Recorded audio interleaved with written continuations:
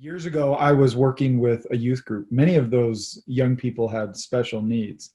I poured so much energy into teaching them survival skills, outdoor skills, taking them on camping trips, and helping them to get away from the hustle and bustle, get away from technology, and connect with themselves. And one of the young men that I worked with thrived when we were together. And then he moved on. He was growing up, maturing, and went into high school. And he was no longer part of that group, but we stayed in touch. And one Saturday morning, I found out through a text message that he had committed suicide. And it was devastating to me. And not only did he commit suicide, but his younger brother and sister found him, and his family was crushed. It rippled through the community, and it was such a personal stab to the heart for me because I loved that young man. I was rooting for that young man. And as that school year progressed, he was just the first of 8 suicides in our local high school. And the somber feeling that came over the community was palpable. And it's a serious thing that we need to be familiar with. We need to understand the signs because young people are going through hard times. And especially now with the pandemic and so much uncertainty, we need to know what those signs are, and we need to watch out for these wonderful people who are growing up right underneath our noses, because we don't know what they're struggling with sometimes, but we need to know how to identify the signs, how to connect with them, and how to support them when they need it.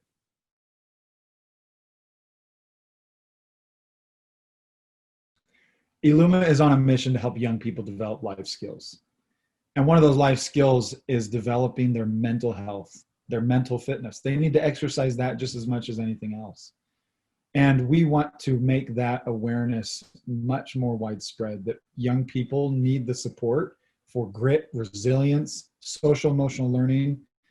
These young people are facing so many different challenges than we faced in decades and generations past.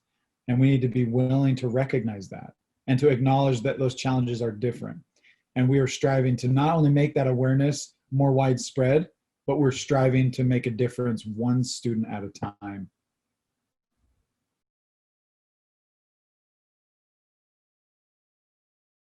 There are many ways to get involved and to help prevent suicide among youth. If you do a simple Google search, preventing youth suicide, you'll find a lot of great resources, a lot of great research. It is the second leading cause of death among youth and adolescents, but there are many things that we can do to help this situation. And there are a few things that you can do specifically. The first and most important is to remain calm and to be non-judgmental, because you don't want them to close up and realize that they can't be open with you, right? Really listen if a youth or adolescent comes to you with these kinds of concerns, because it is common for them to talk about death or to do searches around death. Maybe there's an unexplained or sudden burst of happiness in their life that you can't really identify or pinpoint. Or maybe they're secluding themselves and looking for odd or erratic patterns of behavior is a really important thing to watch for. So focus on your concern for their well-being. Avoid being accusatory. So don't say things like, you aren't going to do anything stupid, are you?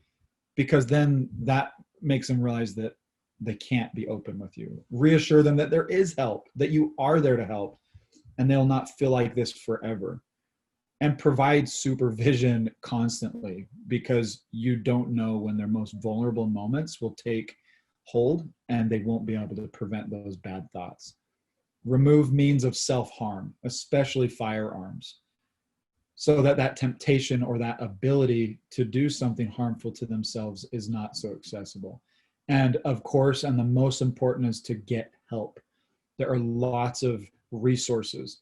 NASP is a great resource. The APA is a great resource.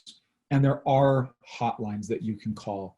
so that you can help prevent these horrible tragedies among our youth and adolescents. They deserve to have a full and fulfilling life. And although we can't prevent our youth from making their own choices, we can help them, and we can identify the signs, and we can surround them with love and non-judgmental support. And together we can make a difference, and we can save lives.